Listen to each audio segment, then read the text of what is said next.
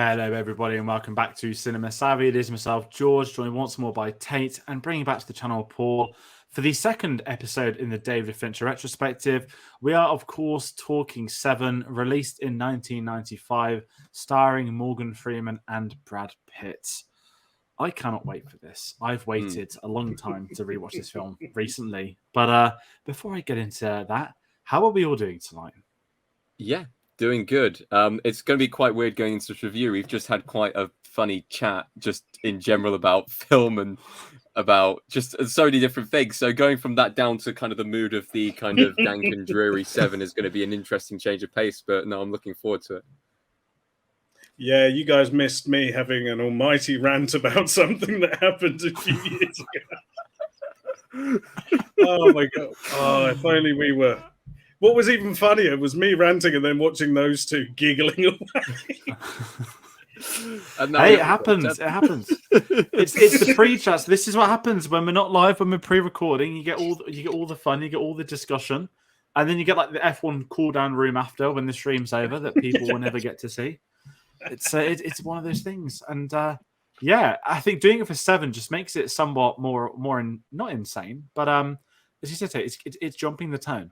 Because this is I'm just going to say it, one of my favorite films ever made. I've said that before. I don't think it's ever been spoken about on the channel.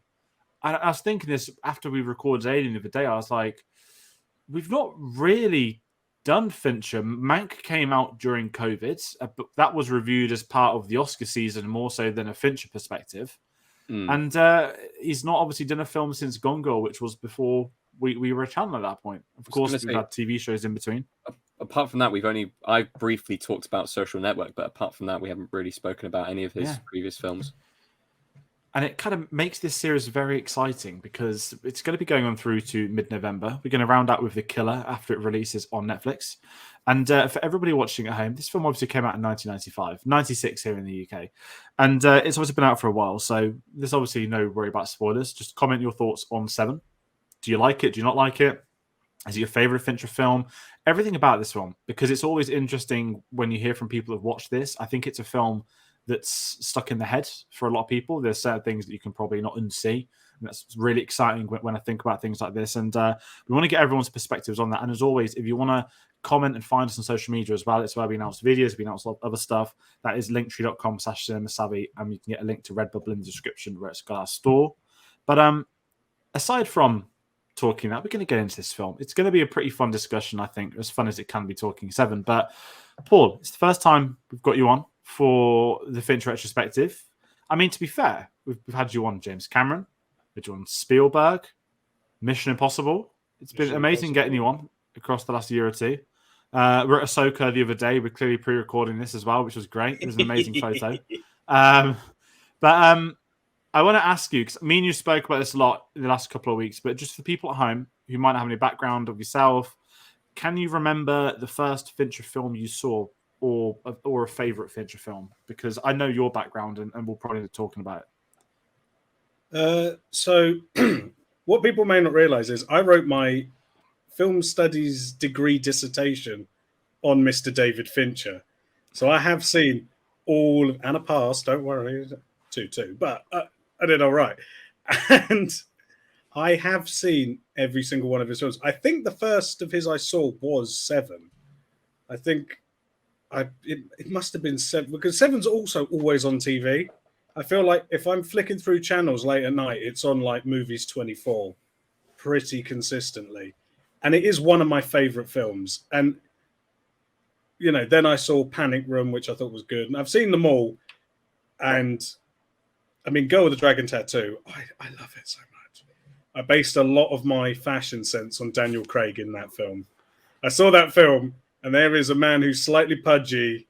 He's a liberal writer, and he wears a lot of cardigans. This guy.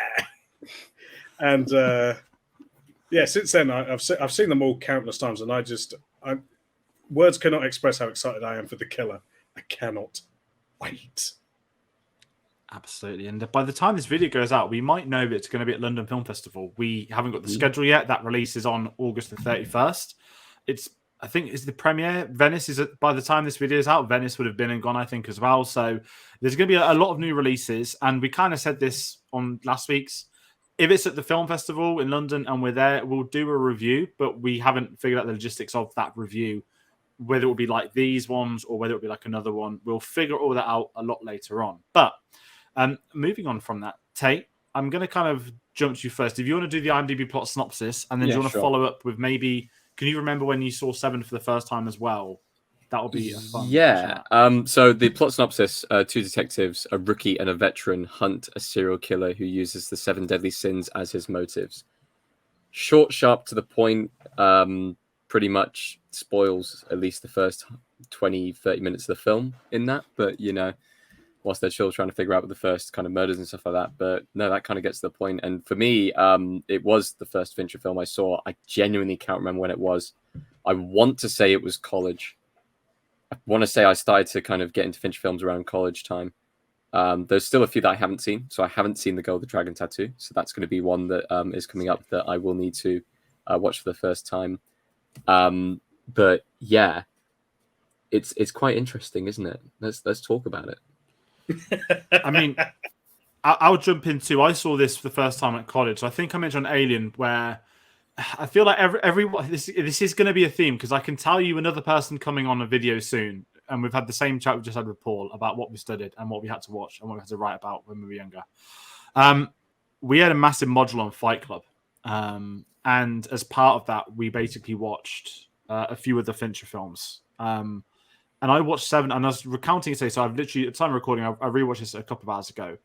And I was trying to work out, had I seen this before I started college or during my studies? Because I definitely watched it. We had a lecture theatre, and our film A-level class got it booked out every week on a Wednesday for like double periods. So we always had a 3-hour slot to watch a film in this great room. And I definitely remember watching Seven in there because a couple of girls shat themselves at the forget which scene it is, but you know the one in the bed. Sloth. And yeah, and obviously a lot of other people knew it was coming. And my mind is so hazy, I don't know if I'd seen it at that point or not. So that was either the first time I'd seen it or the second. So that's my background Seven. But what I will say, it instantly became one of my favorite ever films. I don't really rank my favorite films. I have a clear top 3, and the top 3 is basically just politely titled Star Wars brackets all but one, The Dark Knight, then Inception. The rest you can swap around a little bit, but on Letterboxd I always put 7 at 7 because I'm sad like that. But it's one of those where I just, every time I watch it, I don't find it better. I just, in a sickly way, I'm not tired of watching it. But it's one of those films, and this is what I've I put like The Godfather into this tier. I think you guys will probably have some similar ones. There are just some films you enjoy so much, you don't want to ever oversaturate watching them. I'm fine to watch Star Wars often. That's not a problem for me. But there are certain films I don't want to watch often because they are not just quality films, but having the gap in between makes it always exciting to go back to them. And I've had that with Seven. And again, you know, about a month ago, when we were starting figuring out plans for maybe another series, maybe we're doing Fincher, I was like, I've been meaning to rewatch The Social Network because I haven't seen it since it came out when I was younger. And I was like, I've not watched Seven for a while, and that was kind of it. It's like, okay, I've not watched Seven for a while. Let's do this and get it done. So I absolutely love this film. It's one of my favorite films, as I said, and I just think there's so much to read into it, and even retrospectively, like, you know, we're going to talk about some of the cast and other people there.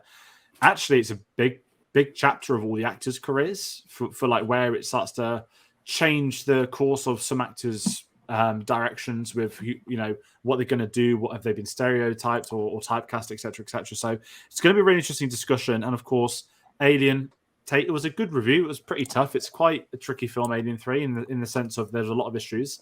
But this is outright a David Fincher film. We have to worry about assembly cuts, tune interference. We're going to get into all of that. But Paul, as well, can you remember when you saw this for the first time? I think mine might have been, I think it might have been in college as well when I was doing like media studies. Because I do, and if it wasn't, then I had not seen it for a while. Because I do vividly remember a big class of media studies people watching it.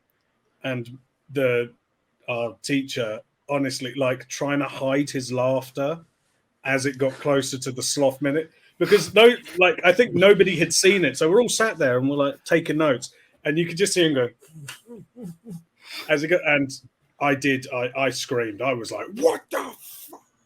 And then, by the time you get to the end, honestly, it was, I also start screaming, "What's in the box?" And I rewatched it last night, and yeah, it is one of my favorite films. And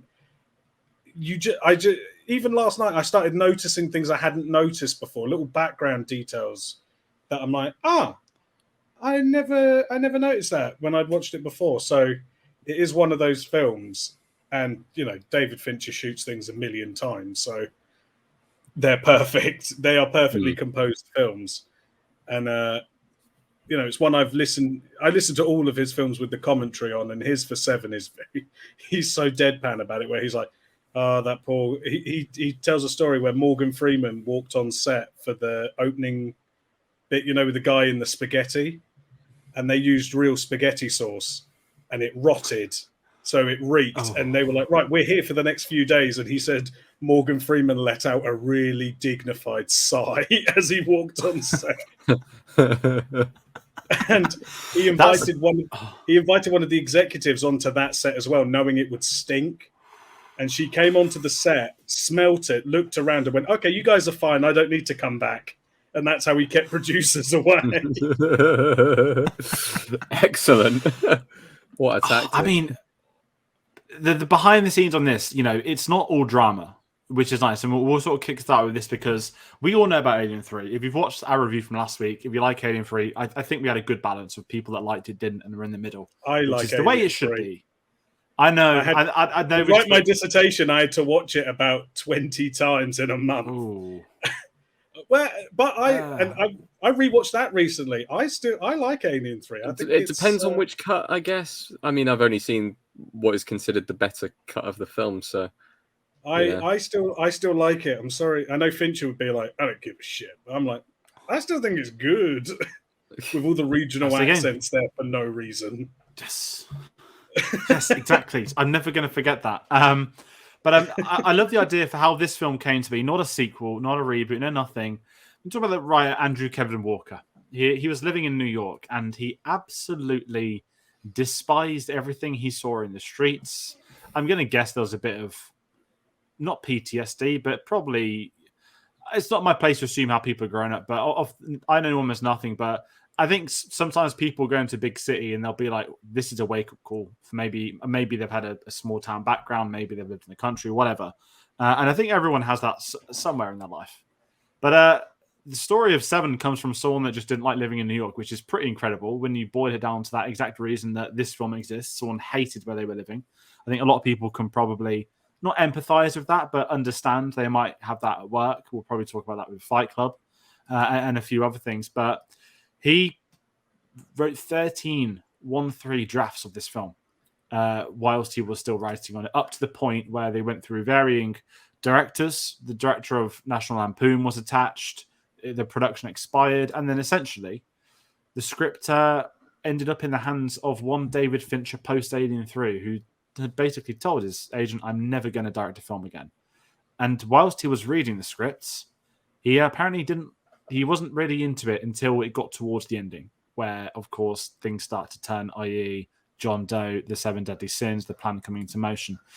And that's what got him to join the project. But the really big thing for me, and I think this is I would say, I don't have a Netflix theory about why he was one of the first names to go to Netflix, but Tayte, I mentioned last week the George Lucas comparison, didn't I? That when there are certain directors who have their early experiences in the industry are marred by exec producers taking control and whatnot, that sort of sets a tone for how they will face their career. And if they get big enough, like Fincher has, like of course Lucas did, they will get their own way. And Fincher didn't like the ending of the most recent scripts. For that one was not going to have the head in the box. They would have got away. It would have been a nicer ending. The writer didn't like it. Fincher hated it, and he said it has to be the original ending. Head in the box. Spoiler alert, it's been out almost 30 years. And it wasn't just Fincher that preferred that ending. It was Brad Pitt, who wouldn't sign on for the film without that being the ending. Morgan Freeman apparently was involved as well. And one of the producers, I don't know which producer, I should probably load that up. that producer agreed with them, but they had to make sure the executive producers, the higher ups, weren't getting involved, because the longer they could interfere, the more chance had of changing.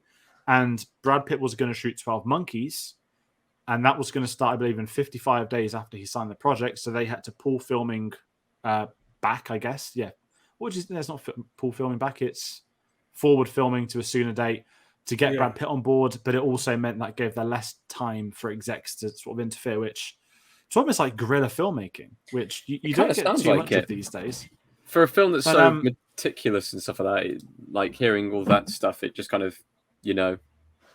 And they did shoot different endings. They did shoot some different endings, but they obviously went with the right one. And it's not uncommon. It always amazes me in this modern day media landscape. And I'm not here to sort of slag off people that maybe aren't aware of how the industry runs, but every time, Paul, you might have actually tweeted about this the other week, actually. Every time a new film comes out, a director's asked, is there like an extended cut? And they'll mention the assembly cut, which is a basic for every single filmmaker ever. It's no different to a first draft of scripts. There was like a 2-hour cut, a 3-hour cut. People don't realize that that's not a finished cut. That is literally footage compiled together cut for editors. That's every single piece of footage they have. Mm. Yeah. And this film obviously has varying endings that were tested, but they always knew what ending they wanted. I think the ending was more so for the executives to probably not, we'll shoot it for them to make them happy. It was probably more of a, we have these in the can, we can basically show why none of these other endings are going to work. And thank God they didn't, because I know we're already talking about the ending, but as far as I'm concerned, it's one of the best endings to a film ever made. Yeah. Best, I guess, is a point of view, not best from the sake of the characters, but in the sense of storytelling and a film, and I guess the emotional response to a film like this and how it will linger in the mind. It could have been a generic buddy cop film to catch a nutcase by the end. It's all done and dusted. It's one of the few films where the villain genuinely wins. And a lot of the time, films are more exciting when they do happen because, and I'll say this too, the studios aren't going to let the villain win often unless it really is a good film. But I've been waffling. What are both of your thoughts on, I guess, I know we're jumping right to the end, but what are your thoughts on that ending, keeping that ending in place as probably the biggest bit of behind the scenes drama you could say there might have been? Yeah, I'm a massive fan of the ending. I love my bittersweet endings, and this isn't even bittersweet. This is just bitter. This is a true, the villain has one ending. And it's every single time I kind of watch it, it's probably my favorite moment from the film. I know we'll do favorite moments later on, but it's where Morgan Freeman kind of goes on the radio and says John Doe has the upper hand. It's just like, you know, things are turning. It's just like the kind of, oh shit. I think the first time I watched it, I was aware of the ending. Like this was in the internet age, so you know, you find out things and stuff like that beforehand. So it was slightly spoiled for me, but it still didn't take away from the excitement of it. And to see a different ending put onto this film wouldn't have done as well. I don't think Fincher could have succeeded as a director as he has done if this film didn't succeed in the way it did. It immediately put him on the map as, you know, the dark, dingy kind of thriller director, and he kind of played off that for years to come. But yeah, no, I'm a massive fan of the ending. Really, really like it. Yeah, I'm pretty much the same. I think it's one of those ones where the whole film is a build up to the final sort of 5 minutes. And I mean, not that there's not good bits in between. There's loads of great. I mean, I think the script is fantastic. I think it's really well written with great dialogue. But when you get to that ending, you know, I make a lot of film references just in general. And if someone brings a box into a room, I will scream, what's in the box? I am just like, oh, what's in the box? Oh, what's in the fucking box? And, you know, it's easy to meme it and to make fun of it because but you can only meme something if it's either really, really bad or really, really good. Yeah. You never see mediocre things memed. It's only the really, really awful, the really, really good. And this is like the minute you get in, you're out of the, you know, it's one of those films where it's raining all the time. So you're like, oh God. And the minute the rain goes away in a normal film, that's good. Rain's disappeared. They've caught the bad guy. Everything's going to be great. He's going to have a baby. Morgan Freeman's going to retire. Everybody's happy. Not with Fincher. No. The rain goes away and things get so much worse. And yeah, every time you watch it, you're just like, there's also a part of me that's like, maybe it will work out this time. And it never does. And also, when you start piecing things back together, you're like, oh, that's why that happened. And that's why that bit happened. And it's genius. It's just brilliant. It's one of those where I think you are bang on actually there. Without the end, it feels like once that ending's locked in, I'm guessing there were probably, figurative rewrites or script doctoring on set or something. 'Cause we know what Fincher's like when he wants to take on board a project. But when you get to that ending, you naturally do go back. And it is so well built up in the sense of you break it down, you go through the entirety of this film, scene by scene. You'd think they did write it backwards because it's so fluently in motion and all those little things have payoffs to a point. Even when it's Mills, when he thinks it's the press guy, obviously it's John Doe, and he's sort of shouting, Mills, MILLS, like he's literally handing him everything he's going to need to find out who this detective is even quicker. And it's really intriguing how it is done. And even with the sequence, right, where we've got the guy, we've traced it, we've found it, we've got the apartment, let's go, everyone roll out. Even the soundtrack in a scene like that starts that, I guess, not traditional, chase sequence trope, but like however many films, you think they're going to go in, get the guy, and he'll escape. But it was like they go in, oh, it's another body. Like they've all been played at this time.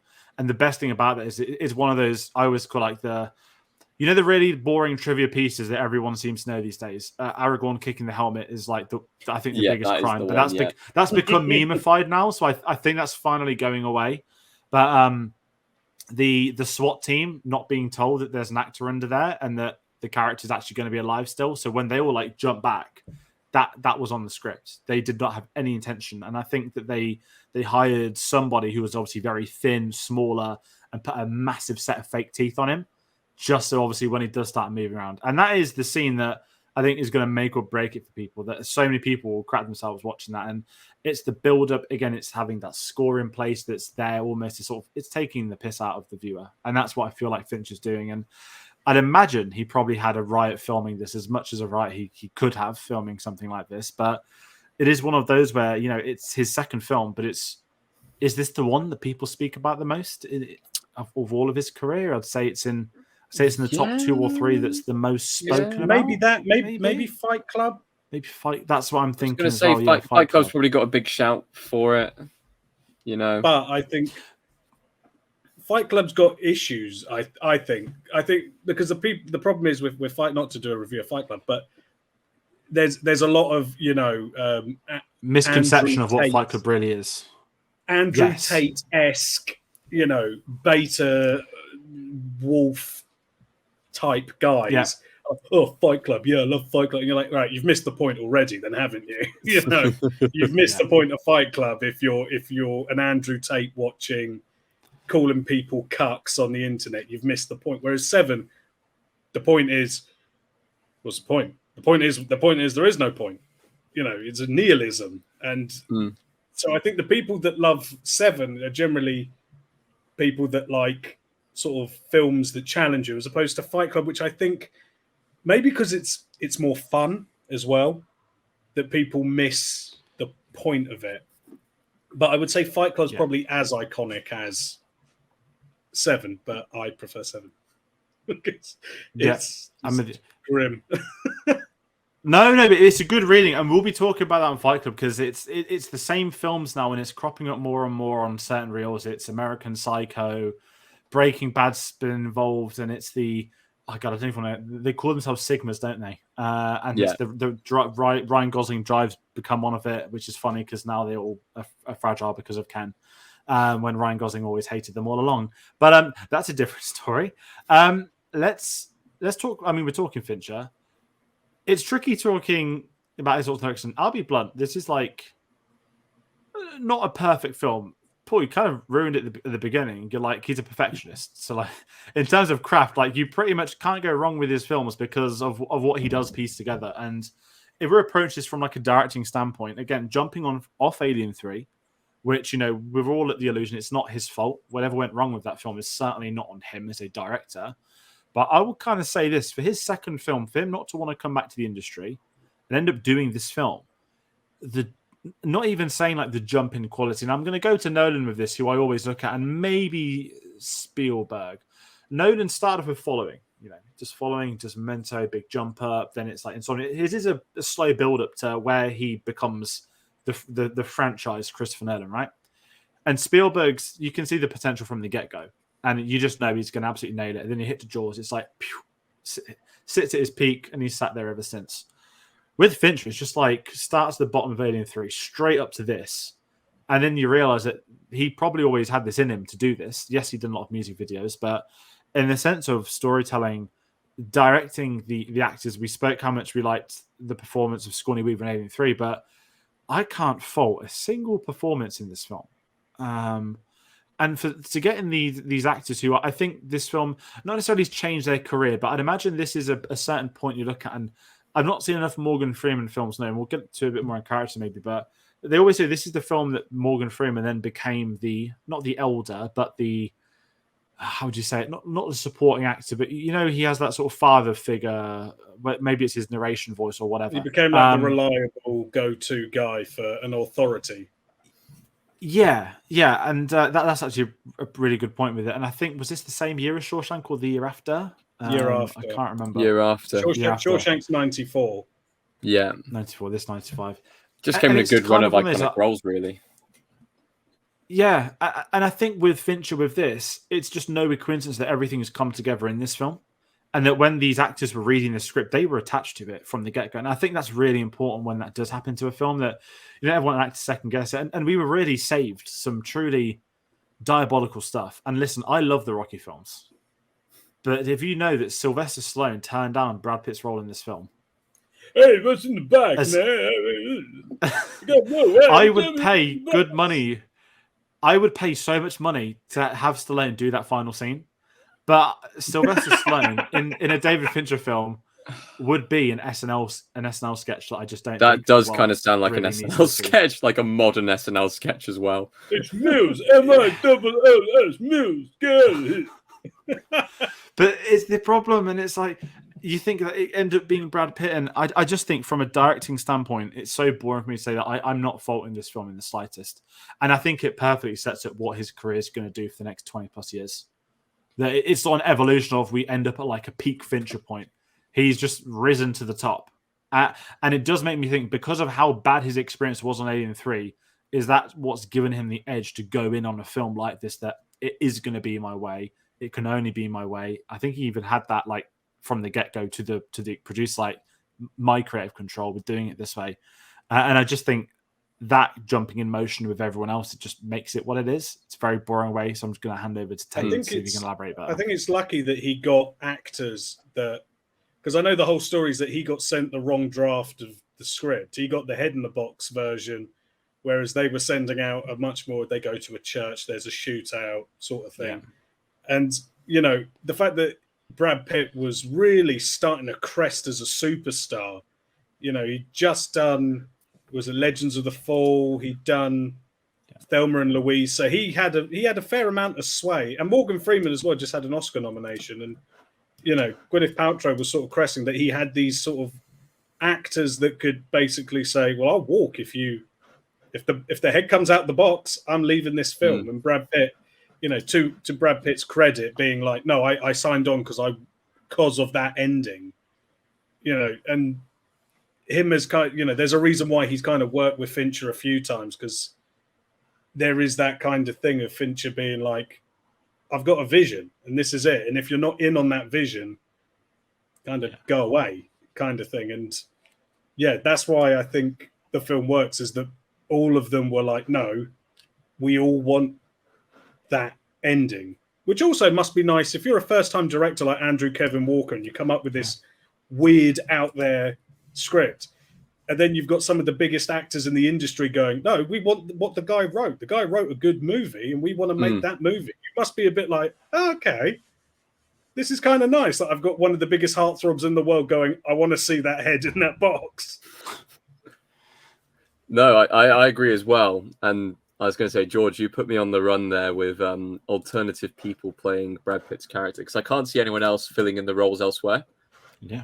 But I could see Nick Cage doing David Mills, especially at that time. What in there the was hell? there was another actor. I think bear with me. Denzel There was Washington another was bit. one. That's it, Denzel and Washington that's was what's one. interesting. He turned it down because he said it was too dark and evil, and then he regretted it, which is interesting because if you guys saw The Little Things that came out during the pandemic, where he is the older cop trying to hunt a serial killer, and it's like, you regret turning down Seven, don't you? Yeah, you probably do. You have been hunting for a Seven ever since, and this ain't it, son. This is not. Was Seven. that the Jared Leto one? Yep. Yes. Rami yes. Malek, Denzel Washington, and him, and it's like, oh, you guys are Denzel. You are not Morgan Freeman. I'm sorry, you're good. You are good, but this script is not doing you any favors. I think for everyone, it just came around at the right time, right? You know, like Brad Pitt, like you said, he's starting to kind of, you know, get more attention with his career, which from this film and then also from Fight Club just kind of springboarded him into complete stardom. You got Morgan Freeman off the back of some phenomenal performances and coming into Oscars. When was so Gwyneth Paltrow? She had an Oscar nomination, or was it an Oscar win for Shakespeare in Love? When was that? This is before Shakespeare in Love. Shakespeare was 98. So I watched Sliding Doors the first time a few weeks ago, which we spoke about on the monthly stream. Yeah. And I was shell shocked to find out that Sliding Doors was after Seven. I mean, she looked young long anyway, after Seven, yeah. She looked a lot younger in Sliding Doors than in this, and that's what completely caught me off guard. That's because, and I'll quote off the plot on Wikipedia. In an unnamed city overcome with violent crime and corruption, I'm guessing you grow a lot older, a lot quicker. You know, if it's always miserable and rainy, and you know, that's the She's not sleeping. That flat as well. A flat that shakes constantly. I was going to say. She's constantly trying to sleep with the subway going overhead. Of course she's looking tired. I liked her in this, and this is kind of it. That again, at this point in time, she's an up-and-coming actress. Now, I don't really care for celebrity couples. I know the media just around it. Her and Brad Pitt were together for a few years. I don't know if they met on Seven that maybe got them together, or if they were together before Seven. But that's something that I don't know if they were engaged or they were together for a few years. But it is one of those where, even again in retro, it's how many, and this sounds like I'm being horrible, I'm not. How many times did we watch a good film from maybe the 80s or 90s and the lead actress, I don't want to say hasn't done anything since, because that always sounds really unfair, but you'll get an actress who hasn't really done much that followed that point, and you've got like two like young stars that will end up being in films for sort of 20, 30 years after. And it's really interesting that, without stereotyping, this is the kind of film where you'd expect the girlfriend character, right, who's got 3 scenes, really, that ends up being an A-lister in her own right. Lots of different ways there's been an A-lister, weird candles, skiing lawsuits alongside acting performances. But it's one of them where... of the song Fix You. Fiction's written about Gwyneth Paltrow, guys. It is. Very quickly, she was dating Brad Pitt from 1994 to 1997, which must mean they must have met on set. There we go. It got real. David Fincher didn't tell Brad Pitt that they were doing the head in the box. It was real. I'm joking. That would be something. And the worst thing is, it's something that David Fincher probably would do, if not James Cameron. But yeah, the cast coming together, and I mean, I guess if this is a good way, do we want to start talking? Do you want to talk about the story first? I know it's technically a crime thriller, but yeah, I guess what I wanted to ask you, but I didn't put this in the schedule. It can never be done again because this film's done it. But the concept of the 7 Deadly Sins as an actual murder investigation. And now, Paul, you'll be good to speak to after Tayte, but I don't really follow much true crime stuff. I tend to always avoid those Netflix documentaries because they always go viral for the wrong reasons, and all the shocked saying Facebook people, overshare stuff, and I get tedious. But it's one of them where watching this is like, and this sounds awful, how hasn't this already happened in real life? And it's really, I guess, sick that I think that, but at the same time, it's kind of like it's an ingenious way of putting this together in a story. And I guess the difference of this being a film is not only is it fictional, it's done in such a compelling manner, again, for the ending that, oh, there's going to be, 2 more bodies. We'll tell you where they are. And the reality is that, that one's on the way via, Amazon, and the other one is going to be there fresh when it happens. And I just think the concept of the story, the choice of the sins, and where they chose to use them in the film, I thought was pretty great. And I struggle to think of ever seeing another crime film that's ever had me invested like this. And I feel that this just sets an impossible standard for other crime films to top, in the sense of detectives chasing murder investigations, etc. Well, I guess the films that I would compare it to in that same bracket are films that are probably inspired by Seven. And I don't really know too well about films that are made before Seven that kind of did this very similar thing of kind of gruesome crime thrillers, because I generally couldn't pick one off the top of my head. I'd go straight to Seven. But the notable ones I'd say would be Zodiac, which is also a Fincher film, so that makes sense. And I guess Prisoners, which, Yeah, Prisoners. Those are the two that I would immediately go to, that I would compare to this film. So that's unusual. And I'm surprised this film hasn't created any copycats. I know there have been religious killings in the past, or things based on religion that people have gone and done, mass murder or cultism and stuff like that have been followed. But it's so well woven, and it's got so many different areas to pull from as far as inspiration and stuff like that, that it's just really, really inventive. And, it's not too sadistic to ask the question, how on earth did no one come up with kind of this as a killing point to start off with? Because obviously the writer of the film, he ended up making this killer in film form. So it's really fascinating in that sense. But no, I really like the story. I like the way it's laid out. I like the way that, you don't really know what's going on to start off with, and then you slowly get fed the information. And towards you start to figure it out, and you're trying to think, okay, what's going to be next? What's going to be the next sin? What are we going to expect from it? How gruesome is it going to be? Are they going to survive? Are we going to be able to get there in time? And then it comes around to the end, and you're like, hold on, there's 2 sins left, but they're in the middle of nowhere. He's being caught. What's going to happen now? And then suddenly the ball drops, and you're like, oh no, oh no, oh no, kind of situation. So no, it's a really, really well put together story. And one thing I want to add to this as well is the pacing of this film is fantastic. There isn't a single moment where I kind of, feel like it's, wasted. And I guess that's down to, Fincher, doing a ridiculous amount of takes and only kind of picking the stuff that he wants and making sure that it flows very, very well. It's a rarity in films nowadays. Sometimes when I'm watching a film, I will feel like the pacing isn't just there for maybe 1 or 2 scenes, but this film flows so well from start to finish. I mean, how long is it? Like 2 hours long? Feels like an hour and a half. Feels like less than that. It just goes so quickly, and you just get so invested so quickly. Yeah, I mean, in terms of real life serial killers, I think the reason why it's not been ever sort of been done is because, generally speaking, serial killers stick to the same type of person. So, if certain serial killers will only kill like sex workers, or they'll only kill a certain type of woman, or like if you look at like Jeffrey Dahmer, he only killed Black or Latin American homosexuals of a certain age. So generally speaking, serial killers tend to stick within a certain group. They, so some will only kill, like Ted Bundy only killed brunette women, and things like that. So I think that's the reason why in real life there's not been that many.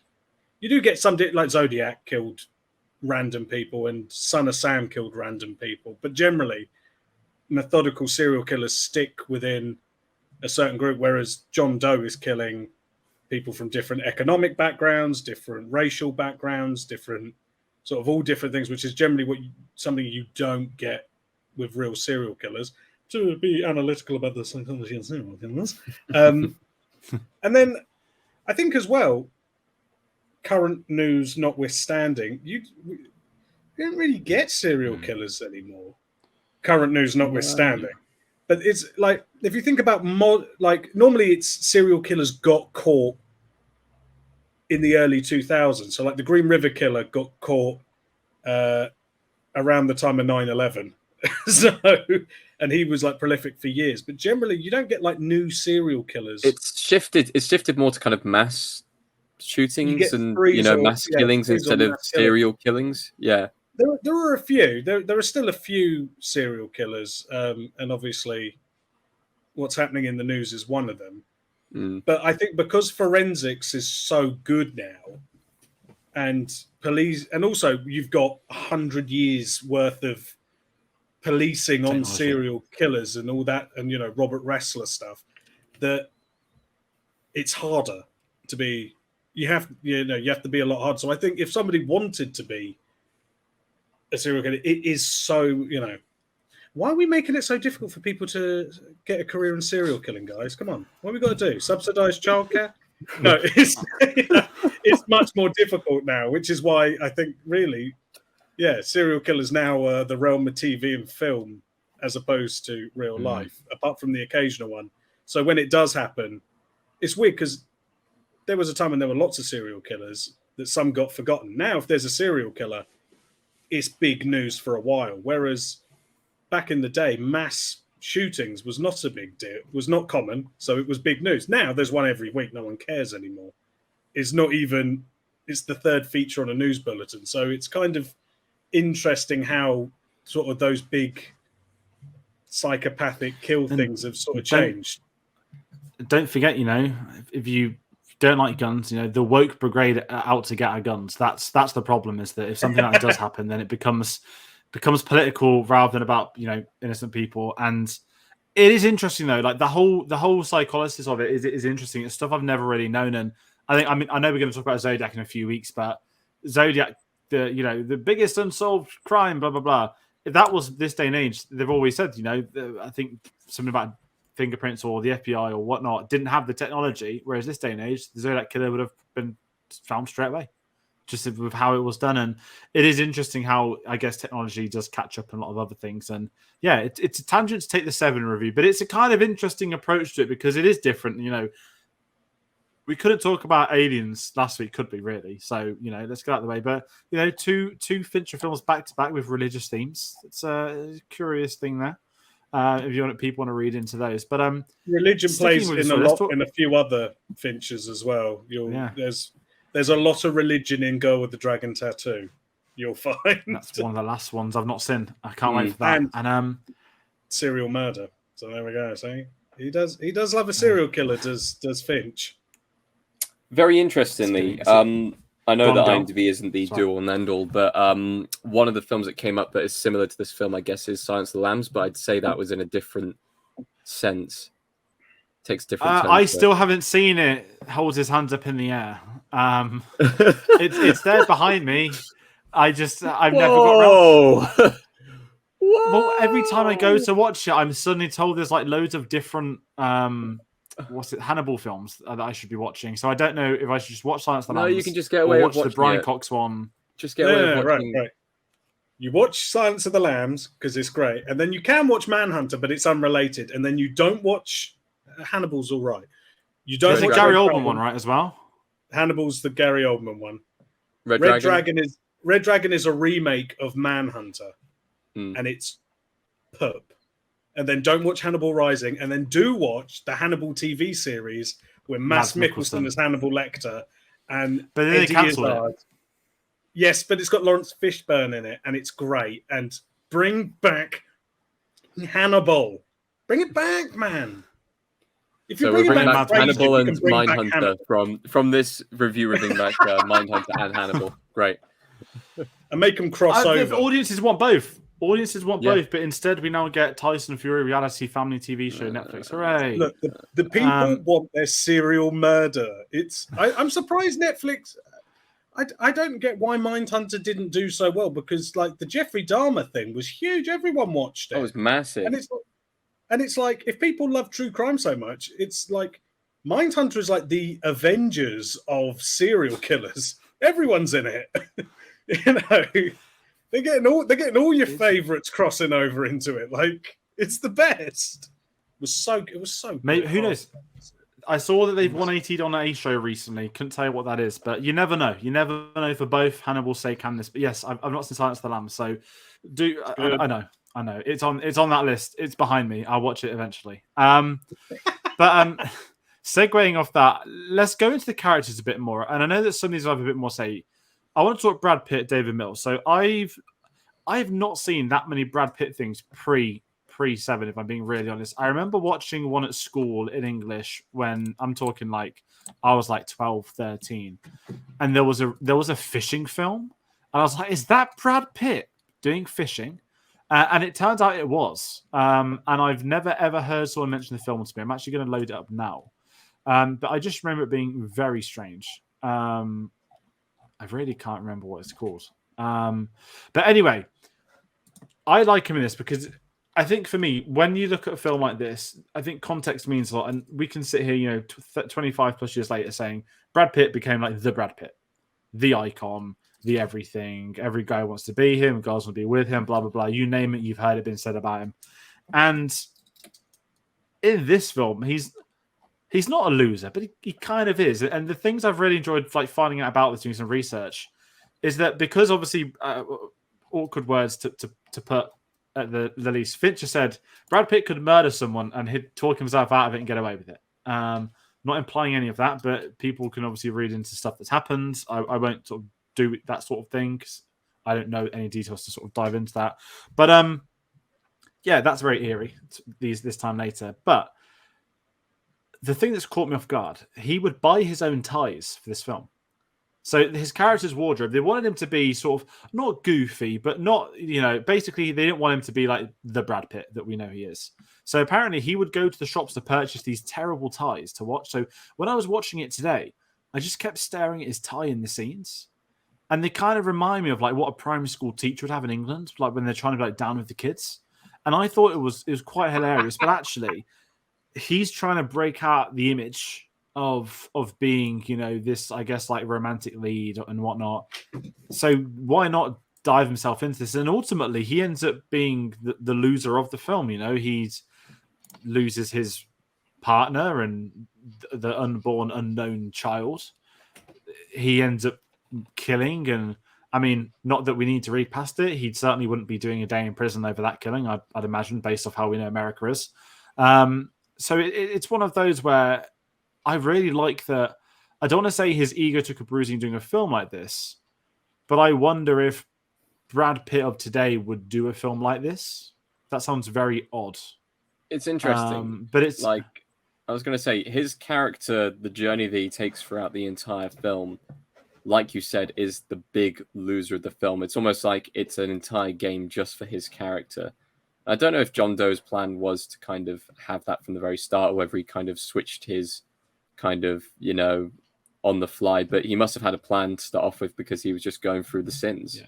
So whether that plan changed or whether that plan was always going to be the case and he just did his research in the first place, it's an interesting kind of, interesting dynamic to look at. But as far as his character is concerned, you're absolutely right. His character does kind of take a bruising and his ego does take a bruising throughout the filming.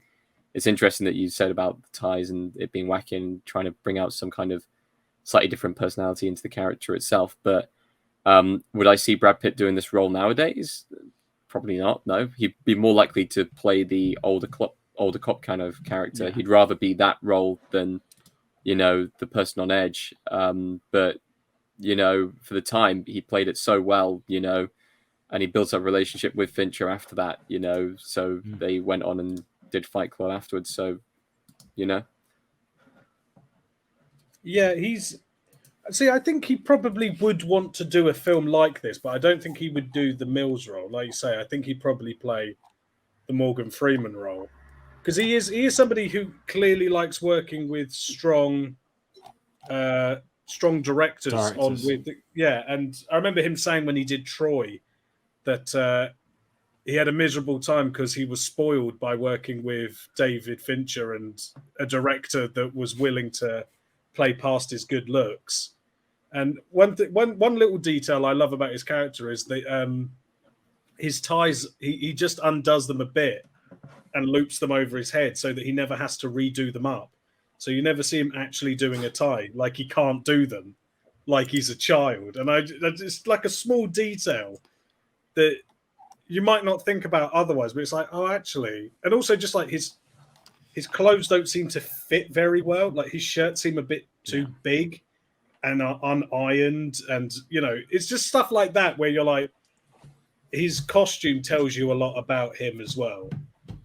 And then you got all the Brad Pitt-isms, the way he talks, the fact that he does eat a lot in the film. And yeah, I think it's one of his best. Yeah, I think it's one of his best performances.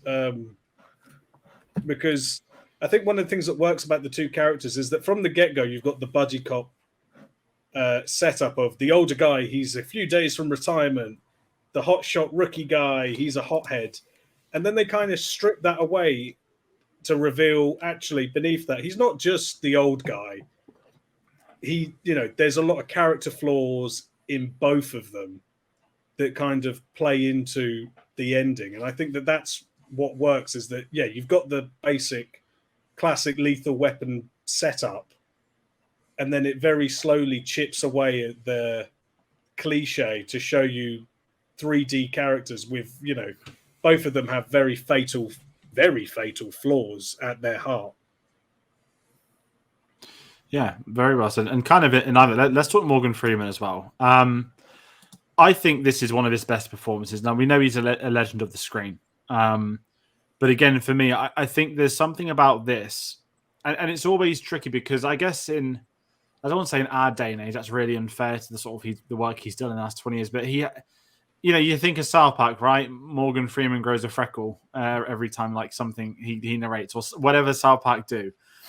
And he's a character that, I'd imagine the three of us were all similar ages, would have grew up with Bruce Almighty to a point where he is literally God. And everything we've ever seen from him, you think of the Dark Knight trilogy. It's not unfair to haven't seen him in challenging roles. That's very unfair in his career because he's done a certain amount of them. But I guess of his newer stuff post the 90s, what we've probably actively seen more on the big screen, we haven't had that so much. And I really like him in this because there's a sort of tired performance, as you kind of said really about there, Paul, that you strip it away. He wasn't a great person. The more you find out about his past, he was never married, he had a long-term relationship, but then he was kind of basically admitting that I was being terrible and I basically got her to abort it. That's kind of what it translates to. And you realize he's not this almighty, all-knowing person who they might think he's just a guy that just wants to retire, who's had enough. It's his last week. He doesn't want a bloody murder case for an obese person, eating himself to death. It's one of them where there's a lot to read into his performance, and I'd argue it's quite underrated with him, that it's more the chemistry with them that I think's working in the sense of what people talk about. But actually, there's so much more. There's a nuance to him that I don't think spoken about, but I can't quite sort of put my hand on what that is. It sounds very strange, but it's tricky talking about him because at the same time, he is in that advisory role that we've seen him do so much that we know he's great at doing it. But there's a reason why he's the guy to go to for that sort of thing, because he is one of the best, if not the best, at doing that. It's very difficult, especially with, at the time, Morgan Freeman, big name, Brad Pitt, rising star name, Gwyneth Paltrow, rising star name, Kevin Spacey, big name. Yeah. It's very difficult with those big names looking back on it now and going, those are characters within the films. You immediately go to the actors. But they do such a good job within the film that you are able to actually distinguish their characters. It's not, hey, look, it's Morgan Freeman doing a Morgan Freeman performance. It's Morgan Freeman playing William Somerset. There is a character underneath there. It's not just like the actor is going in and basically just playing a role that he plays in every single film. You take the character of Red from Shawshank, different character, even if it's the same voice, it's the same actor kind of doing it. But take, David Mills from this film and then, take Fight Club, it's so different with the character roles, and the fact that these actors are able to, portray that, and they're able to kind of, distinguish that. That's what I think the difference is in this film, especially with these characters. Whatever Fincher has done with them, he's been able to draw out actual characters from there. And even though, going back into this, I hadn't seen this film in a very long time. It would have been like at least 5, maybe 10 years since I'd last seen this film. I got back into the characters very quickly, and suddenly I was immediately thinking, this is me watching, a performance by Brad Pitt. This is me watching another Morgan Freeman performance. This is me watching these characters in this situation. and that's just excellent acting and just excellent direction, just brilliant, chemistry between everyone who's on the screen. Yeah, that's fair. With Morgan Freeman, I mean, nowadays he just kind of shows up for an Morgan Freeman performance, and Exactly. I've not that he doesn't. I mean, I'm sure he still cares, but he does look. I mean, it's probably hard to give a great performance in something like Olympus Has Fallen, but he does look actively quite bored. Hitman's Wife's Bodyguard. He did look a bit like, oh God, why am I doing this? And with this one, again, it's that kind of thing of, there's the Morgan Freemanisms, but again, there's so much great character work in it. The fact, one of the interesting things is how people treat Somerset. When he shows up at the gluttony crime scene and he says, "Has anyone done anything?" and the officers are immediately like, "Look, man, okay, we did everything right." You just know that he's always on them. You just get, the minute when he starts thinking and the police captain goes, "Don't start that brain of yours," you just know. And I think that his fatal flaw is obsession. He keeps saying, "I don't think he would ever retire." He's got ample chances to not be involved in the case. And then the second the door opens for him to do it, he jumps straight through the door. They give the case to Mills. He still wants to do it. He's got that obsession. He doesn't have to go to the library to look up all the stuff about the 7 deadly sins, but he is obsessive. And, it kind of strips that away, that you find out that he was so obsessed with his job, it wrecks his long-term relationship. And he even says, anyone who spends a lot of time with me finds me disagreeable. And you kind of see that no one wants to work with him except this guy that doesn't have a choice and the police captain that can sort of shelve him off. And, it's the same way as I think Mill's fatal flaw is that he constantly underestimates John Doe. All the way through the film, you get that thing of, he goes, "Oh, he's insane." And Morgan Freeman's going, "That would be very silly to assume. He's methodical. No, he's nuts. No, he's clever."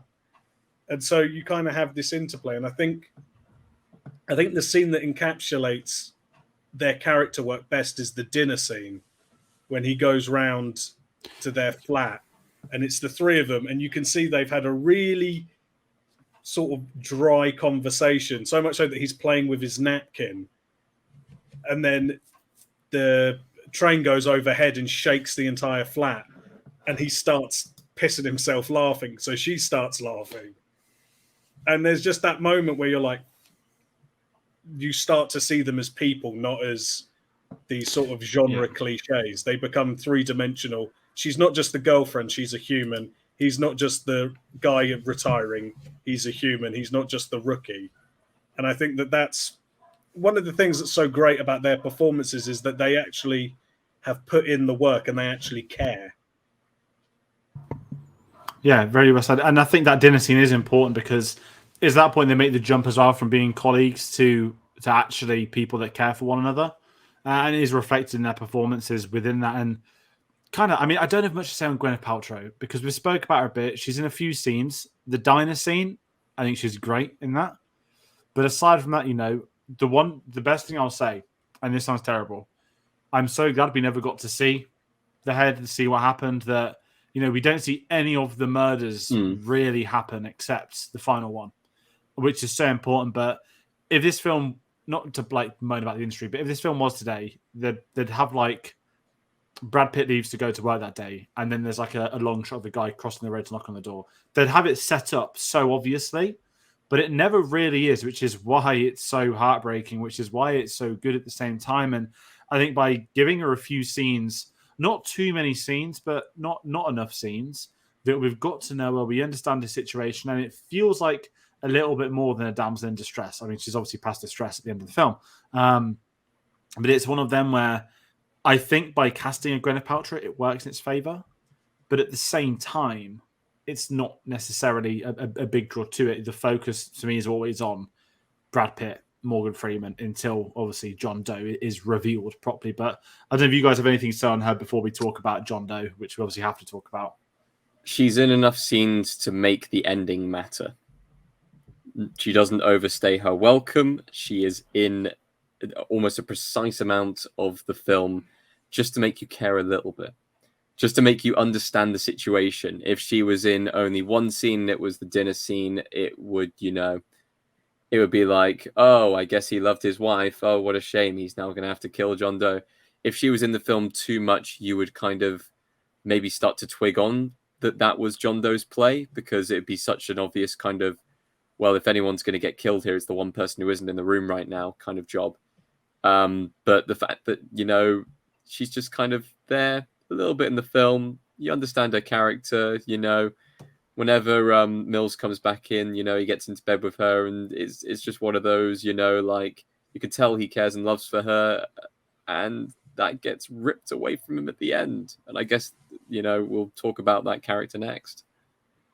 Yeah, I mean, I'm not a huge Gwyneth Paltrow fan, generally. I like some of her performances, this one in particular. I think there's such a warmth to her. The bit where she says, I've heard so much about you, except your first name. And he says, my first name's William. And she does that thing where she goes, William, meet David. And you kind of go, oh, I see. I see who she is as a person. And when she says, he asked how they met, they were high school sweethearts, and she thought Mills was the funniest man she'd ever met and things like that. So you kind of warm to her as, okay, she's kind of sweet. I like her. And then when you get the diner scene with her, and she kind of says, I don't know if I can have a child somewhere like this. And you kind of see that Somerset cares about her.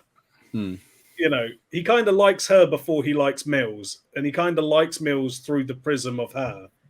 And that whole scene, I think Gwyneth Paltrow really gives it a gravity, because she looks like she's not slept.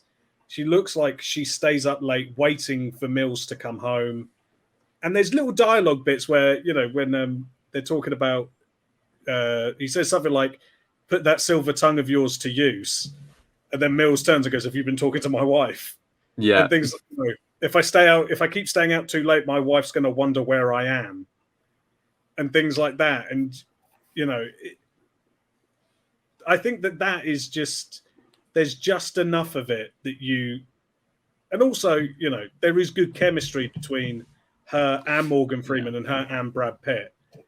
That dinner scene for me is such a good scene, because when they both start laughing and Brad Pitt's there going like, all right, enough. Like, it just works so well. And, fun piece of trivia. They did make the head of Gwyneth Paltrow. They never show it, but it did get repurposed. It got repurposed in Contagion. So when they do the autopsy scene in Contagion on her character, and they cut her head open, they pull this, I'm sure everyone's watched Contagion now. Spoiler alert.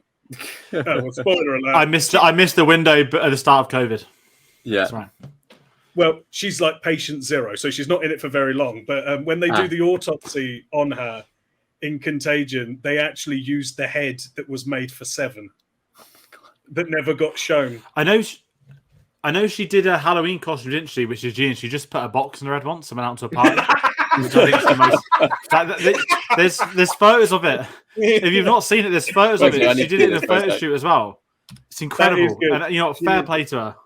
But like as well, that I was when I was doing my dissertation, I read an interview with David Fincher, and he said that he was at a press thing years later. I think it was for Social Network, and he was having drinks with people, and somebody walked up to him.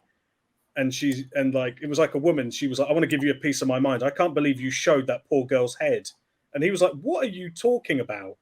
And she was like, in Seven, you showed that poor girl's severed head. And he went, no, I didn't. And she went, yes, you did. And he went, no, I didn't. And she went, yes, you did. And stormed off. And he was like, I really fucking didn't. And then he was like, so clearly it worked, that you don't even have to see it. There's a nice detail, which is right before he pulls the trigger, there is a frame of Gwyneth Paltrow's head. Which happens in Fight Club a lot, for frame of something very different to that. Which is something you get that one flash of her right before he does it, and I do think she's very good in this. Yeah, I do think she is good. Definitely. And we've got to talk to someone else. Right, we're going to talk John Doe. And it's elephant out of the room, Kevin Spacey. Yeah. Obviously, understatement of the year to say lots of legal troubles. Now we're talking about him being a serial killer in a film. Obviously, we kind of had this chat. It's always weird to do. He's, I don't know if he gets sued for libel. I'm not going to give my thoughts on what happened, but there is, unfortunately, a very incorrect legal resolution. But yeah, let's talk Kevin Spacey for the first time on the channel in however long. He's a knobhead. Just to get that out of the way. Yeah, he's playing a serial killer, and we used to always laugh and joke, right? That if you need a good villain, you cast Kevin Spacey. It's not worked out very well, that old saying. In the sense of an actor, he is an incredible actor. He has been in some incredible films, and my favorite film of his that he was always in was always Seven. Even today, I was telling someone I was going to watch Seven. They started talking about American Beauty, and one of the most genius things this film ever did was not to put him in the opening credits, to keep his casting a mystery. Yeah. Because, of course, the usual suspects had come out before, and Kevin Spacey had kind of hit the mainstream through that. So, won the ingenious on both parties. Yeah. And this is where I love this film even more. I knew he was in it because it had been spoken about before it came out, but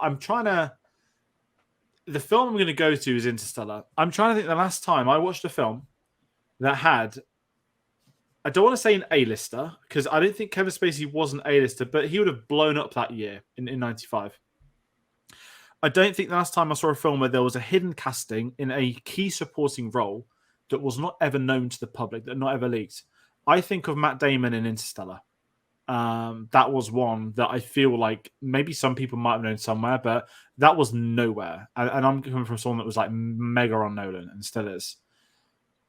Spacey in this, I'm just trying to contextualize in 1995 if we'd been watching that at the cinema, and it's the villain from Usual Suspects who just turned up with a knife, covered in blood, handing himself over. He's this insane killer. Yes, you've heard it on the phone. You might have worked out if it's him if you really know his voice, but the casting is as genius as the performance, and his performance is frightening in a very good way that you want from an actor. And I'm just going to say it once more. It's very tricky talking about him at the moment because he clearly is a horrendous piece of shit outside of that. We've probably always known that. There were stories years and years and years before anything was ever brought up. The famous pool parties featuring Bryan Singer, Kevin Spacey, Brett Ratner, loads of other things. This was all way long ago. I remember reading it. So when the real stuff came out, I was like, I thought everyone knew this, but clearly not. I'm handing over to Tayte because I'm just now going to talk myself into a court case. I was going to say, well, kind of similar to the worst thing is that when I was studying, I applied for a grant at the he had his own charity for up and coming people that did media and film. So I'm so glad that I didn't get that grant. Yeah, it's I mean, from just very, very briefly talking about that, it's very similar to the Weinstein situations. Everyone kind of knew it, no one just said it out loud. So yeah, aside from that, his role in the film, I paid so much attention this time round to watch the credits and notice that he wasn't there. And I was like, oh, fantastic. So people watching the film originally wouldn't have seen his name in the credits. Brilliant. And this would have been back in the day where film leaks were, a lot harder to come by. It's all a lot more whispers instead of it just being publicly posted as photos on the internet and people know, about castings. There's no secrets anymore unless it's done in the studio. But yeah, his role may be one of the most impactful kind of, 20 minutes or less, or introduced in the final 20 minutes of the film, roles of all time. He's given such little screen time, but with that screen time kind of, combined with what we've learned about the character beforehand from the murders that he's committed, you get the sense that this man is pure evil. And yet when they finally get him, when he hands himself in, he comes across as the calmest person in the world. And that is terrifying. It's that kind of the way he delivers it. He delivers it a lot like his character in American Beauty, kind of, very mundane, very kind of, blank and plain speaking. There's no, I don't know, Jared Leto. He's not trying to convince them. He's not trying to convince them of anything. And that's what makes it scarier, is it's the self-assurity of what's being said. Because, I mean, we're talking YouTube, right? We know people that will overemphasize to make a point. They'll try and act arrogant, intimidating, funny, whatever. Haha, look at me saying this ridiculous opinion. When it's just somebody so tapped that everything they're saying is it sounds convincing because it's normal in their nature, that's when there's a worry. And he is the best at doing that, right? They should have, I mean, from a story standpoint, they should have picked up the fact that he was handing himself in because he already knew he'd won at that point. He'd already, done everything that was needed. It was over for him. For him, it was like a victory lap. It was like him celebrating in front of them in his own kind of sadistic way. But Kevin Spacey plays it so cold, like so, just stone-faced and able to get away with anything. And one of the scenes I absolutely love is the car scene where they're just talking, going over to, the scene of the final scene, should we say. And he just, talks about why he's doing it, what he's doing and stuff like that. Talks as if he's, the leader of, a new revolution. And you can tell that Mills is starting to burn up inside a bit. You can tell he's starting to get very agitated, and Somerset's just kind of there trying to calm the situation down and keep things down to earth, because he knows that John Doe's clever, but Mills just kind of like is starting to lose it already, and you start to feel like everything's going to unravel, and it just builds that tension so perfectly.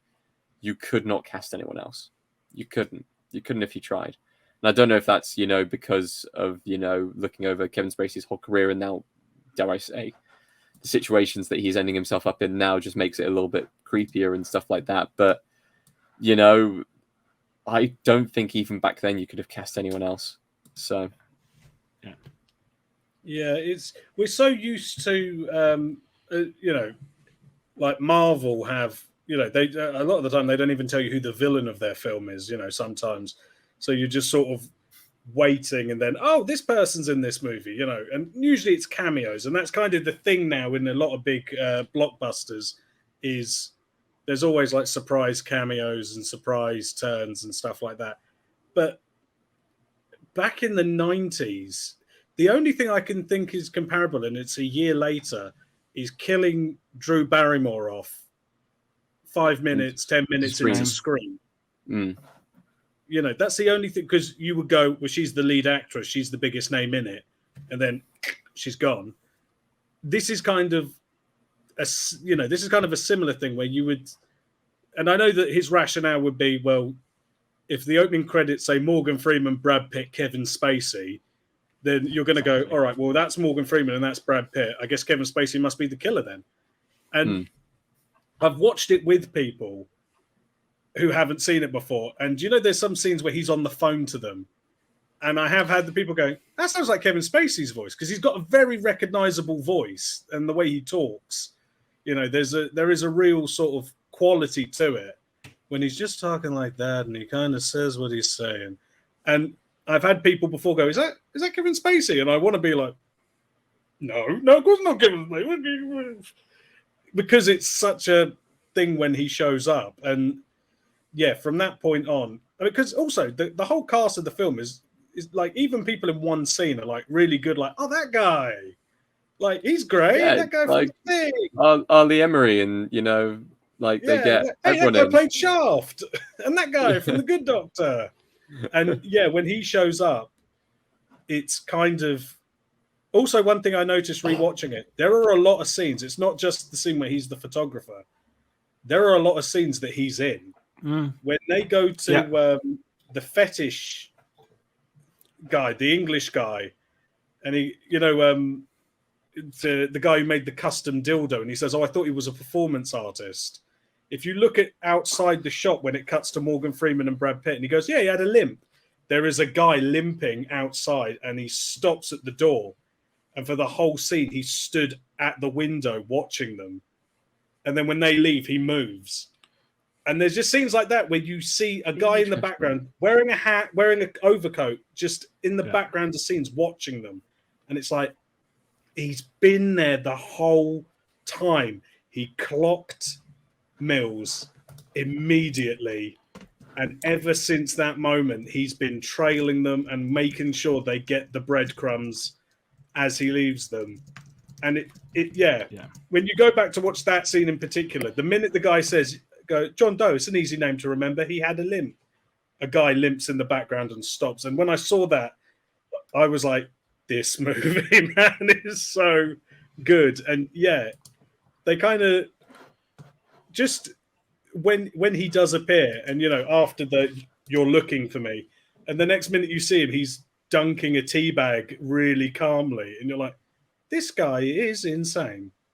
And there's no way that he can not win. He's too clever for these guys.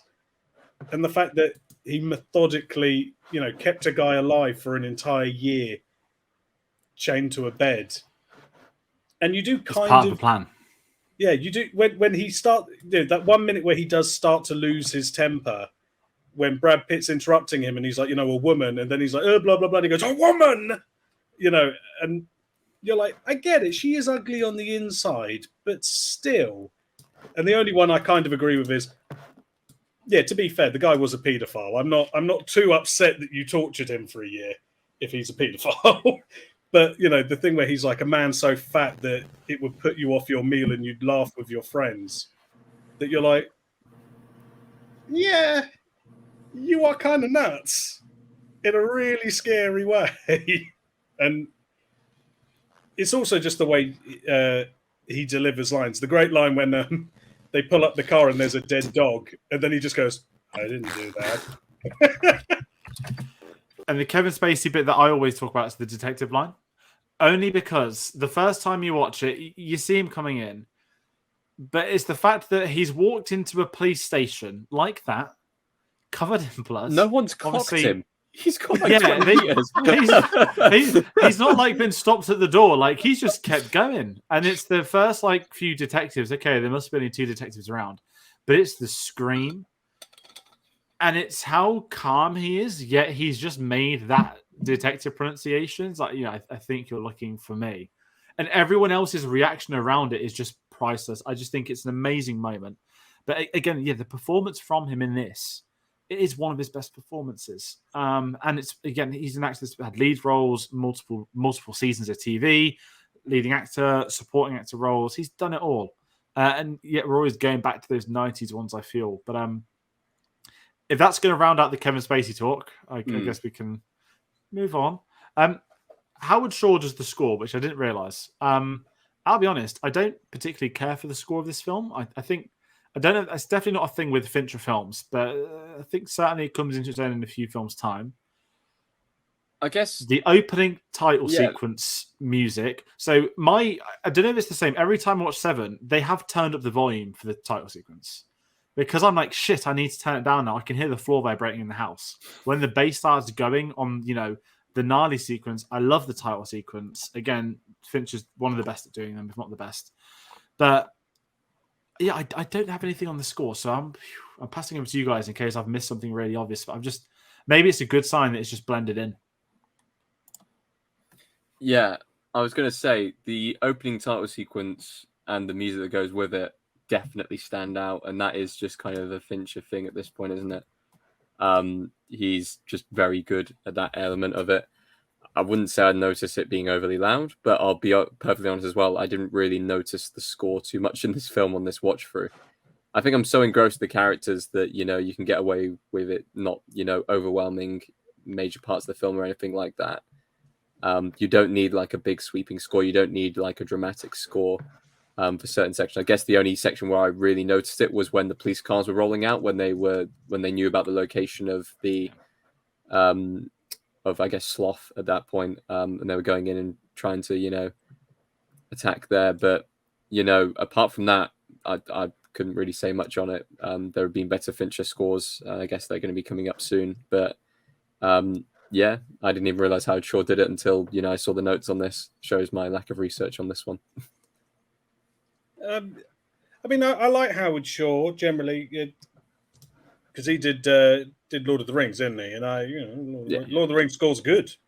But I'm not like a big knower of his work. I know that he does a lot of Cronenberg stuff, This score is fine. I think Fincher's scores get good when he teams up with Trent Reznor and Atticus Ross, and you get Dragon Tattoo and Gone Girl. Dragon Tattoo's score is actually one of my favorite film scores, and and the fact that Trent Reznor 9 Inch Nails is the opening song.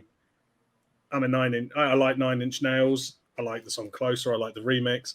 The only point I noticed the score is that bit where they go to where he's like, "This is it, ladies and germs. We are getting this guy."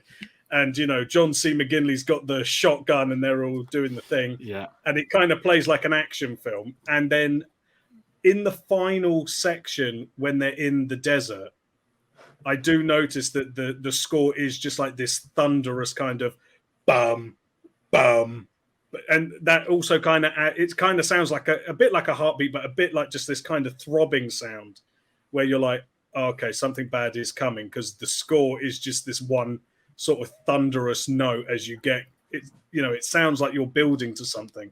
But yeah, the score, it's fine. It does its job, but it's not like a great one. But I love Fincher's opening credits. I think he said that opening credits sort of give the audience a flavor of what the film is going to be like. So they're kind of a tone setter for people. And when you then look at, like Fight Club's one where it's like really fast paced and in your face, and then like Panic Rooms is kind of quite glacial, and this one, this and Dragon Tattoo, I feel are very comparable in that Girl with the Dragon Tattoo's opening credits, you guys will see them when you watch it, is meant to be Lisbeth Salander's nightmares, like what she dreams about. It was his note to the guy, was it has to be like, what does she dream about at night? And this one is like sitting in the mind of John Doe, and it makes no sense until the end of the film. Wild ramblings and written down sentences, and and even just him performing the murders, isn't it? The names just shaking on the screen, as opposed to just sort of being, normal credits, they'd be quite still, but they're like shaking. They look like someone scratched them onto the film in a very John Doe way, which I think is how many films have tried to copy that kind of opening credits since then? Often imitated, never bettered. And again, it's something that everyone remembers. Yeah, I can say that. And kind of sticking with that as well, talking score, we're going to move into some of the, I guess we can talk about the legacy film. We've been talking about his legacy the whole time, talking about it sort of 20, 30 years later, but we get in some numbers, some Oscar stuff, because we get to bring this section back for the Fincher films. Box office did pretty well, 327 million off a 34 mil budget. I think 1995 was one of the biggest years in cinema, from what I remember. What that translated to? What is that? It would be quite high, but that was an insane year. I think a lot of records were broken, if I'm right in guessing. Did it do as well as Toy Story? Was it a choice? What are we going to see today? We're going to see Toy Story. We're going to see Seven. Imagine the parents are going to the wrong room at the wrong time with the kid. It's like, what's in the It box? truly was the Barbenheimer of its day.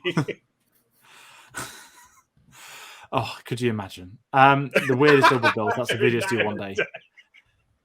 But it was nominated for one Oscar, Best Editing. However, they re-released it in December in America, December 95, Oscar qualifying Oscar season, to try and get acting nominations for Morgan Freeman, Brad Pitt, Kevin Spacey. Neither got them for 7. Brad Pitt nominated for 12 Monkeys, and Kevin Spacey was nominated for Usual Suspects, and obviously won it that same Oscar year. So, they're not going to nominate them twice for 2 different films. They don't. I mean, I know they did that for Scarlett Johansson, didn't they, the other year? But just getting the Oscar talks, there's going to be a few of those in these Fincher videos, which is always nice to talk about. But, we always have this sort of thing, has anyone's opinions changed over time? Clearly not for a film like this. And how is this film perceived today? Well, I think most people would regard this as not one of the best films I've seen. That's ridiculous to say. But I don't know any people that have ever watched Seven that hate it, that don't like it in the sense of its craft, what it is as a film, how invested they were. I'm sure there will be people that hate it, and they're more than entitled to. Of course they are. But I think its reputation is quite generally one of the best crime films ever made. which is wonderful. I don't have anything to say past that. Is that weird for me just to assume? I will say it's a film that people don't talk about, but if someone brings it up, people will be like, yeah, I've seen Seven. I really like Seven. That's always how I tend to hear about it, more so than anything else. Is that weird to say? No, not really. I mean, I could agree and say it's probably one of the best crime thrillers ever made and stuff like that. I just wanted to have a look up very, very quickly because I love looking into Oscars and, you know, what gets nominated and stuff like that. I just wanted to see what it was actually up against in that year. So best film that year was won by Sense and Sensibility, which is, you know, wow. And then you look at the nominees, Babe, The Madness of Pick King up George George, Miller. and The Usual Suspects. It was not, you know, not the best of years, dare I say. So it lost the year before was it lost original screenplay to a certain Christopher McQuarrie for The Usual Suspects. So yes, you know. Tying it back to our Mission Impossible. There we go. There's always check out on the channel. I won't. The fact that it wasn't nominated for screenplay bothers me, but I would. But if it wasn't, it was. That was the only thing it was nominated for. Screenplay. No, it's nominated for editing. I was nominated for editing. Sorry, it was also nominated for screenplay. Or is this BAFTAs? Oh, this is BAFTAs. I think BAFTAs. It got more BAFTA attention than Oscar. There we go. Which, you know, that's quite interesting to me because normally the British are biased to the British films. But sometimes the edgier films tend, maybe not recently, but the edgier films used to tend to do a bit better at BAFTA than America. Which is always curious. I can't see any Usual Suspects. I get because it's quite a twisty screenplay. So, but not being nominated, I can't imagine that. And also, like, you know, director, I can't imagine that there are 5 directed films better than Seven in 19. I mean, I'm assuming Ang Lee won for Sense and Sensibility, probably. Well, I don't think best film was. I did see that and thought, I don't remember Sense and Sensibility winning best film for that year. Best film was Braveheart that year. Okay. Then Apollo 13, The Postman, Babe, and Sense and Sensibility. That is a tragic list of films. Don't knock Babe. There's nothing wrong with that pig. No, Babe's good. Apollo 13 is good, but like Sense and Sensibility, fine. Okay, it's fine. Best adapted screenplay went to Did Mel Gibson win director then? I've never seen Braveheart, but obviously everyone's seen that same speech. But so. I'm not being funny. Direction one. If you've seen the speech, you've seen the film. That was a very odd year because that was the year that Nick Cage won for Leaving Las Vegas. Yeah. So. Nah, Morgan Freeman better. Yeah. I can't see how, you know. We're going to be saying this a lot with this Fincher series. Yeah. This is the problem. How? Oh my! Right. Don't even get Social me Network is the most tragic. I want to put that out there. Well, at least that got nominated for stuff. I'm sorry. When you get to Zodiac, did the Academy just not see Zodiac? You telling me Jake Gyllenhaal was not one of the best actors that year, and that Robert Downey Jr. was not one of the best supporting actors that year? Get out of town. But he was the year after for Tropic Thunder. Yeah. I'm still so angry about the Zodiac thing. I'm like, come on. I know that No Country was going to win everything. Well, it was, and there will No Country versus There Will Be Blood that year. It was like one of the most competitive years. Yeah, and it's like, all right, fine. Those two were great films, but come on, you could have at least given some stuff to Zodiac. Zodiac is amazing, and Seven, it's like, look, I like that pig as much as most people, but you're telling me that Babe is a better film than Seven? Get that F out of my face. Just want to see an interaction with John Doe versus Babe. With the little. Oh my God! Remake Seven, but with the little mice singing along. It's just 7 different farm animals being butchered. We'll put it this way: out of all the films that we've just kind of gone and suggested, this one's had the biggest kind of impact over time, whether it's cinema impact, whether it's longevity. No one's watching it, but at the same time, you can say that about. The only people who are watching Apollo 13 are people who are Tom Hanks fans who just want to watch a rewatch. Like Hey, Braveheart. I've been meaning to watch that for Braveheart. ages. So Apollo because 13 it's- is good. It is good, but Yeah. like, it's not 7. Like... No, it's not one of the greatest thrillers ever put to film, which just so happened to be the director's second film. And you can count the first film, but this is his first film that he's actually had passion for. So It's mad. And also, I do love that loads of people turned down 7 going, it's evil. And then after they saw how good it was, were like, I should have said yes to that. Damn. yeah, exactly. Like you were saying about like the people that turned down Mills. I still find like Al Pacino turning down Somerset hilarious. Like, and then he what does would- Insomnia.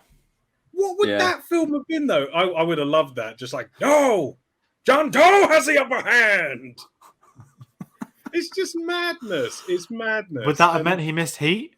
No, this is after Heat. Oh my This is god! after Heat. Imagine Why didn't he take Heat it? era Pacino doing this Morgan Freeman role. Imagine him They're in the gonna spoil library. the kid every chance you get.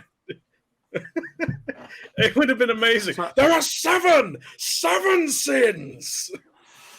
Did anyone see Michael Mann's interview yesterday where he spoke about Al Pacino? It's like his first 2 takes are only quite nice, and then you get something on take 5 like the great ass one.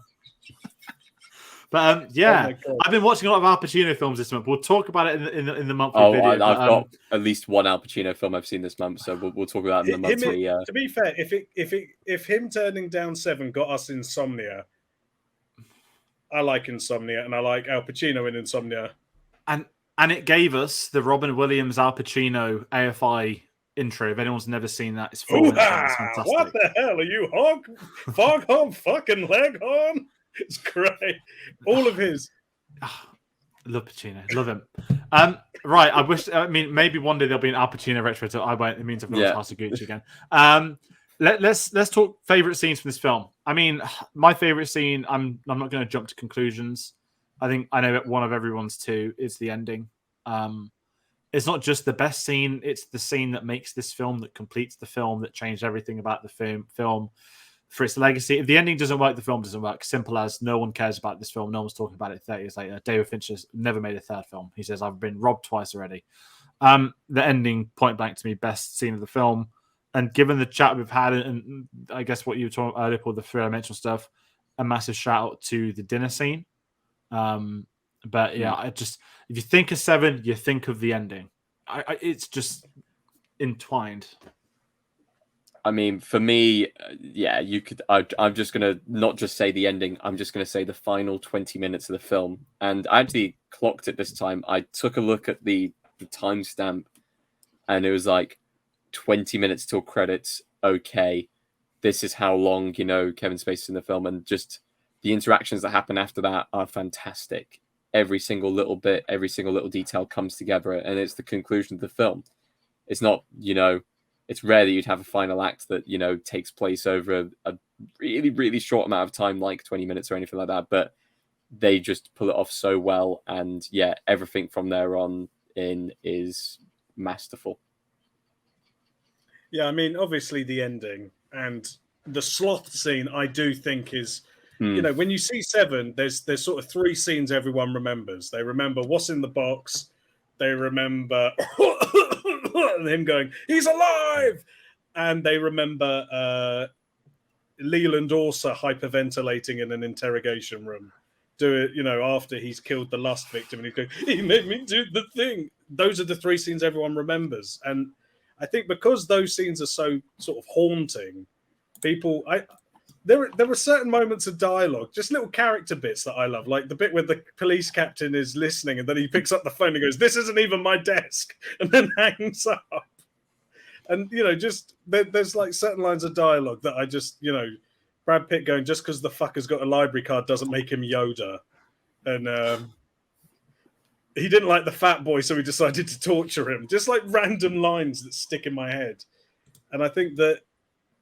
Yeah, those 3 scenes though are the 3 that sort of they're the 3 that if you go, oh, you've seen 7, and people go, oh, what's in the box, or they, go, oh, that bit with the guy on the bed, that because I remember watching, I think it was Bravo's 100 Scariest Movie Moments, and that was one where everyone's like, what the hell, and yeah, him still being alive after a year is still so great. And the doctor, even the doctor afterwards going, he's been through as much pain as I've ever seen, and he still has hell to look forward to.